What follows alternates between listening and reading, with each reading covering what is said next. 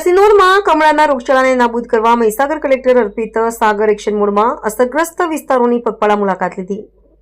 બાલાસિનોર તાલુકામાં છેલ્લા કેટલાક સમયથી વકરેલા કમળાના ઉપદ્રવને જડમૂળથી ઉખેડી નાખવા માટે જિલ્લા વહીવટીતંત્ર સજ્જ બન્યું છે। તંત્રના સતત પ્રયાસોને પરિણામે રોગચાળાના ફેલાવામાં ઘટાડો તો નોંધાયો છે, પરંતુ તેને સંપૂર્ણપણે નાબૂદ કરવાના મક્કમ નિર્ધાર સાથે મહીસાગર કલેક્ટર અર્પિત સાગર દ્વારા બાલાસિનોરના અસરગ્રસ્ત વિસ્તારોની વ્યક્તિગત મુલાકાત લઈ સ્થિતિનું ઝીણવટભર્યું નિરીક્ષણ કરવામાં આવ્યું હતું।